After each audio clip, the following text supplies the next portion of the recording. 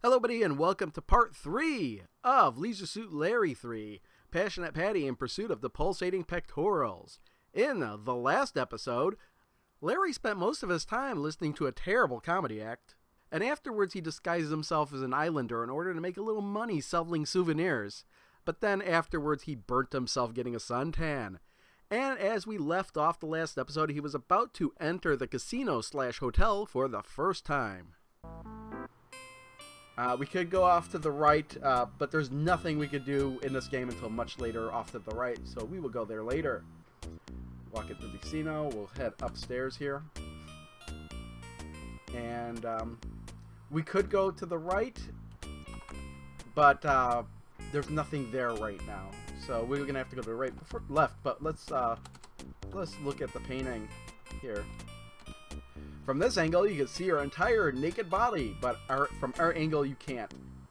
Oh, wow. Why is it acting so slow again? What is going on?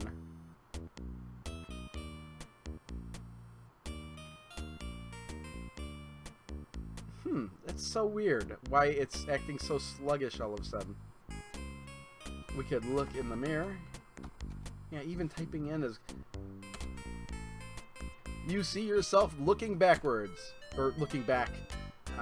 Before we continue, let me just pause for a second to see if I can figure out what's causing this issue. I'm just going to save it here. Alright, I think I solved the problem. I'll have to see if that happens again. We're back to being sped up. I just closed some programs I had open, and it still wasn't working, but you know, a couple more tries and it started working again. So look in the mirror, you see yourself looking back. Okay, just wanted to make sure I wasn't missing that. Yeah, I stopped the game, started it, and I stopped the capture, which seemed to help. So I don't know, maybe I have to stop every hour or so to capture or something like that. So let's save here. I'm just gonna keep saying Gotan because I'm gonna try and conserve my saves so I don't have to start overwriting them later in the game, because it'll just be a lot easier if I do. What's funny is, look at door. Let's just look. The outer lobby of the casino's showroom is basically empty except for a man standing behind the podium. Let's look at the door. Tiny sign on the door reads stage door, authorized personnel only. Well, let's ignore that and knock on the door. Ignoring the authorized personnel only sign on the stage door, you merrily bang away. Probably nothing will happen. Uh-oh. Who in the hell do you think you are to knock on my stage door and disturb my show? Roars the burly stage manager. How dare you? Oh no, Larry, what have you done now? Ouch!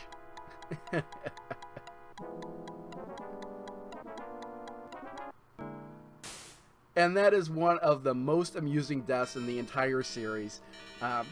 It's all over for you. You knock. You know, indiscriminately knocking could well be the death of you. Alright, I had to jump back to this restore point because I made a mistake and I stopped the captured footage. So, I believe we were going to talk to this man here. Let's talk to the man here. Hello, sir, you say to the maitre d'. My name is Larry Laffer. Could you give me some information about the show inside? The maitre d' responds, if you would like to see tonight's show, you'll have to have a ticket. Of course, some of the local tourist magazines contain free passes. If you have no ticket, you might want to try one of those. And what he's referring to, and if you look in your inventory, it's like, oh, I'm not carrying any tickets. Where do I find this magazine? But he's actually referring to the physical magazine that you get in with the game, which also doubles as the game's manual. And I've printed out my copy here. For one reason, I like to have the physical copy to look at for the game. It makes things a little bit easier, especially for this one. You've got to refer to the book a lot rather than kind of flipping through a PDF file on my phone or whatever. Not only that, but the copy of the PDF that they scanned in on Good Old Games is 1 page at a time, and there's certain instances where it's, you would like to see both pages at once. And the other thing is that one of the pages was out of order, so I've kind of fixed that as well. So actually, all I need to do is show him the ticket, even though I technically don't have a ticket. And it says, oh, You say, excuse me, sir, but I'd like to see tonight's show. I have my copy of Natuna Tonight right here. Oh, really? Well, for tonight's show, I'm only allowed to accept free passes only from our ad on page 6. What is the number of the pass on that page? So, what we do is we go to page 6. And sure enough, there's a ticket. There's like a ticket on almost every single page. And in this one, it's like at the bottom corner here. I'll kind of like show that on the screen here. Kind of a scan of it.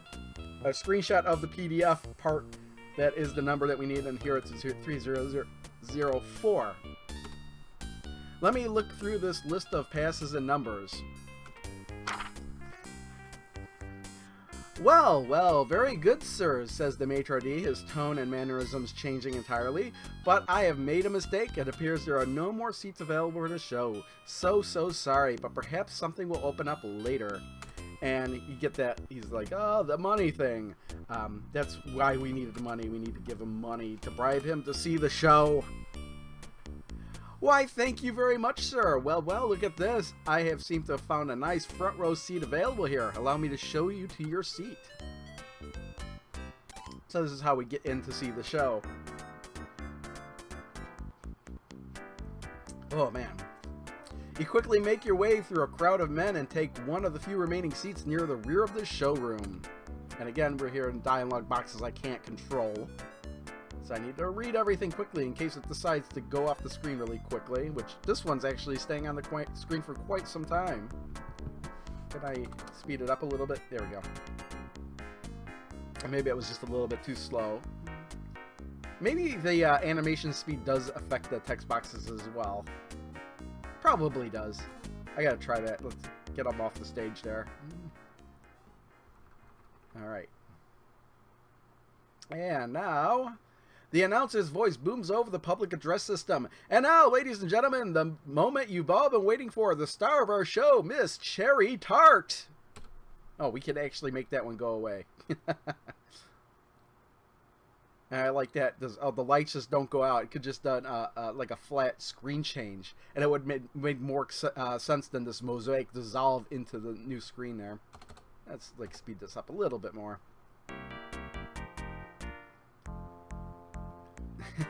Some show. That's some awkward dance. That's a really awkward dance there. Evidently, the men in the audience like Cherri's act as they begin to toss dollar bills onto the stage. That is talented, to spin on one foot like that and not even be an ice skater or on the ice. Isn't she wonderful, ladies and gentlemen? Screams the announcer. Let's hear it for our own little Cherri Tart. And wow, you get all that money for like 5 seconds of work. That concludes tonight's 2-hour spectacular. Done tune it for you. You must clear the auditorium now as our second show begins shortly. Good seats are still available, so tell your friends. He concludes with a trite, good night, and walk safely on your way home. What a show, eh, Larry? Too bad you came in so late you only saw the last minute. So why wouldn't the maitre d' just say, hey, our show's ending, why don't you just hang around for the second show? What a show, eh, buddy? Slurps the maitre d'. And how about that Cherri Tart? Yeah, how about her? Well, the thing is, though, we just need to hang around here for a minute.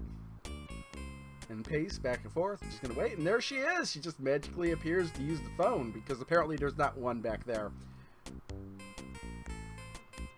Let's look at Lady. Okay. Hello, beautiful. I loved your dancing, you say to the gorgeous woman in the dressing gown. My name is Larry Laffer. Hello yourself, Larry, replies the bathrobe beauty, turning to face you. I'm Cherri Tart. Let's talk to Cherri. So, Cherri, tell me what you want to do with your life. I'd love to quit show business and get a little farm someplace far out in the country where I could be alone and raise organically grown vegetables, fruits, and herbs. Well, Cherri, I'm just the opposite. I have hundreds of acres of land coming into my possession soon, but I'd love to be in show business.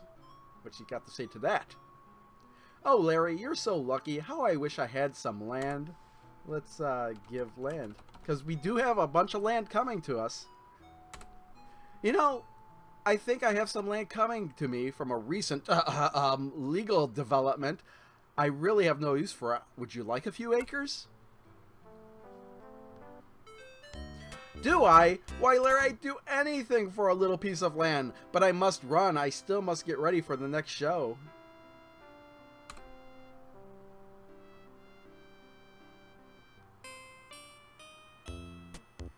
I've certainly enjoyed our little chat together, Larry. I'll look forward to hearing from you again soon. Now, if you pardon me, I must head backstage. Our stage manager has such a short fuse for a guy with such a sour disposition. When you get the deed to the land, just knock softly on that door over there. I'll be waiting near the door. Till then. Oh, Larry, Cherry cries. I could just picture my little country place now. And something just occurred to me, so I'm going to save for a second. Give me a quick break. Alright, I'm back. I just wanted to check something. I just wanted to make sure I was using the right recording device, because it's kind of an afterthought. Okay, we need to walk all the way back somewhere we've never been. We need to go get that land deed. And there's a legal office, a law office in the game. That's where we need to go, so we're going to head straight there.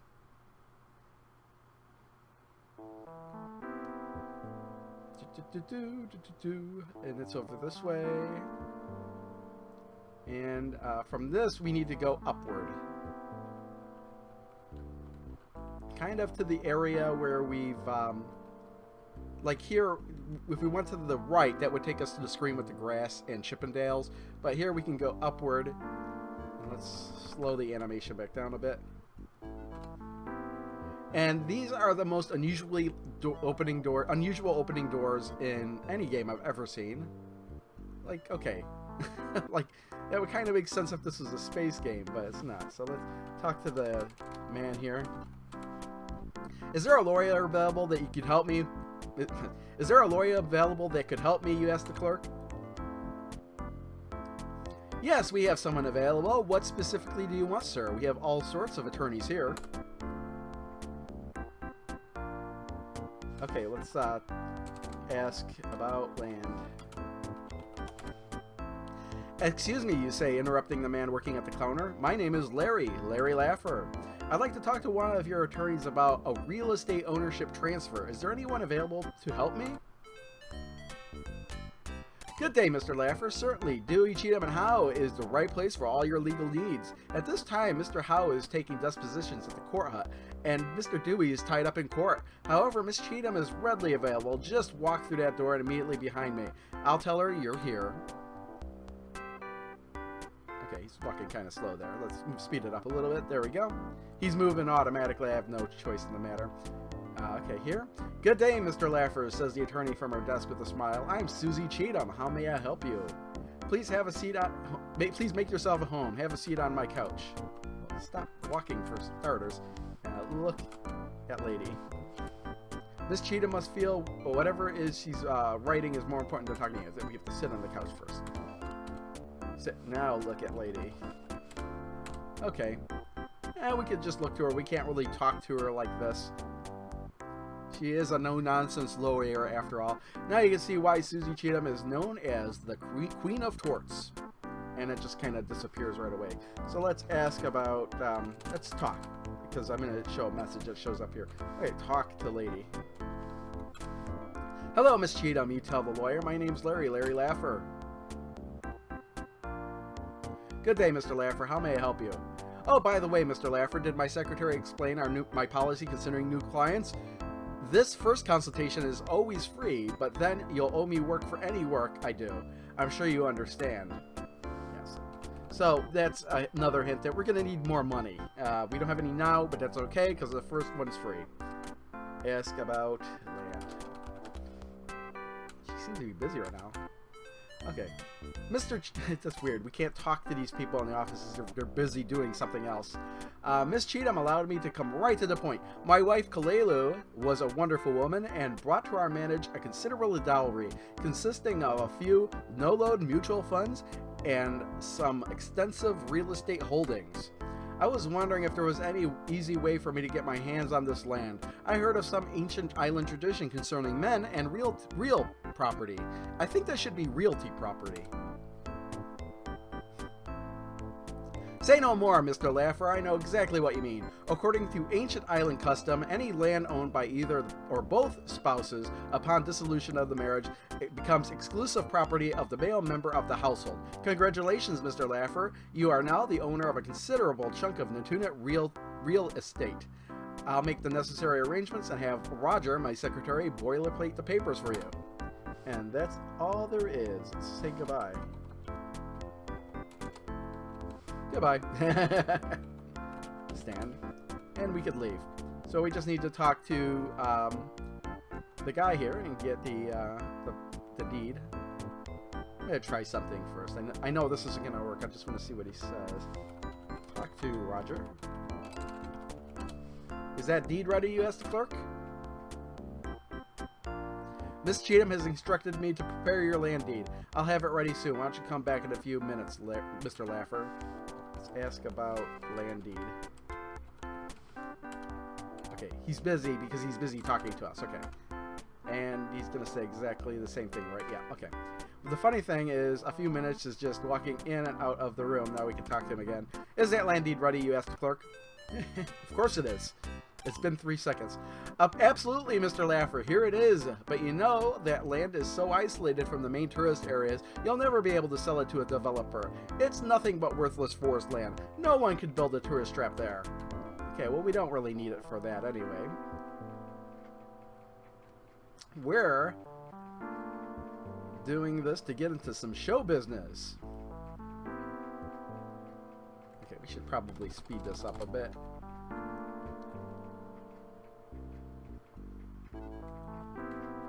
Alright, and come on. Still recording. Good, good. Okay. Going back here.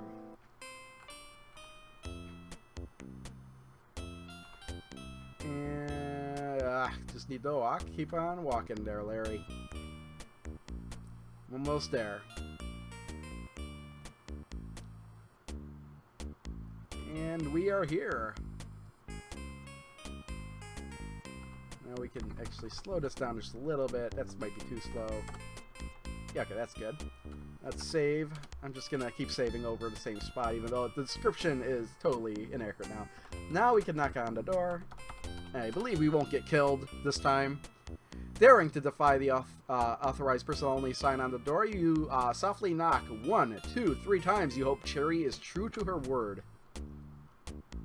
A small voice whispers through the door. Larry? Is that you? You think to yourself, thanks heavens, it's Cherri. You whisper through the door, yes, Cherri, it's me, Larry Laffer. Oh, Larry, I've been waiting for your return. Did you get the deed? I've got it right here, sweetheart, you respond, and I think you know just how much I'd like to give it to you. This is your big chance. Now you could give up show business and move on to your own little place out in the country. Oh, Larry, 640 acres of virgin Nantucket rainforest, perfectly suited for slash burning and typical agricultural pillage. You've just made me the happiest woman on earth. Come on backstage and allow me to properly express my appreciation. We all know where this is going. Hehehe, you chuckle. It looks like I'm gonna get a little something for Kalelu's worthless farmland after all. Larry, you're so wonderful. You've given me what I've always wanted. I think you know what I've always wanted. Cherri smiles at you in the darkness. At last, I'll be able to remove this costume and never wear it again.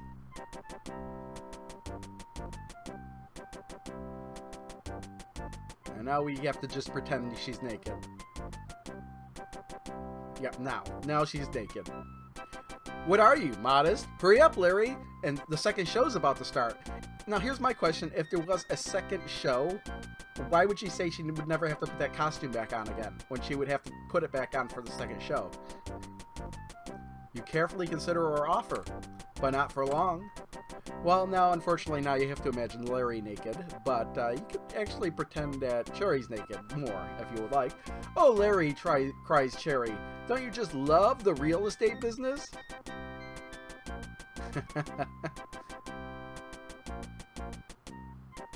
Yeah, she's going to town there.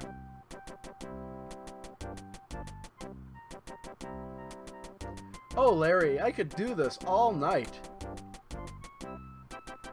You're the only one. Who turned out the light? What's that drum roll? Oh no, she cries. Quick, Larry, get dressed. The second show's starting. You both scramble to find, sort, and wear whatever articles of clothing you can. Geez, it's dark, Cherri, you shout. I can't tell what's what. The public address system booms. Ladies and gentlemen, welcome to Nintunet for you, our spectacular tribute to the thing we all love most. Not the one thing. Where's my pants? The announcer's voice booms over the public address system. And now, ladies and gentlemen, the moment you've all been waiting for, the star of our show, Miss Cherri Tart. Son of a bitch! You scream, people! Hundreds of people! And every one of them staring at me!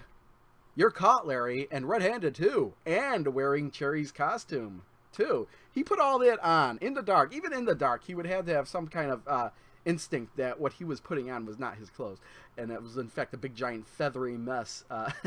Ladies and gentlemen, the star of our show, Miss Cherri Tart. In your hurry to dress the darkness backstage, you must have grabbed the wrong clothes and not realized you were putting on a bra and panties instead of a leisure suit somehow. So that's why your underwear was such a tight fit. Our star, Cherri Tart. Cherri, you walked to the beginning of the runway. Well, Larry, you've done it again. Now what are you going to do? I'm going to save. Showtime. Okay, well, let's talk. Let's talk to the crowd. You begin. Unaccustomed as I am to public speaking, the crowd roars in disapproval. They're not here for a lecture, Larry. This is showbiz. You are mortified. How you wish you had paid more attention when your mother enrolled you in that preschool ballet and gymnastics class. Somersault. Yeah, it doesn't know that. I probably spelled that wrong, too. Scream. Help! Boo! Hiss. Move it or lose it. Get off the stage. Who's got the tomatoes? Oh, he's getting pelted with rotten vegetables. Too bad, Larry. You feel you could die of embarrassment. Feats don't fail me now. In fact, just for our purposes of argument, you are dead of embarrassment. Yeah, so it's a death there. That's why I saved right here, because at this point we need to dance. Summoning up all your courage, you begin to wiggle your way down the runway. And we get to see Larry perform. We'll do this a little bit faster. The audience also appreciate your talents as they begin to throw dollar bills at you. Look, Larry, they're throwing money at you. They like you. They really like you. That's some dance he's got going there. Time passes. Time in which you dance and dance, meanwhile picking up many, many $1 bills.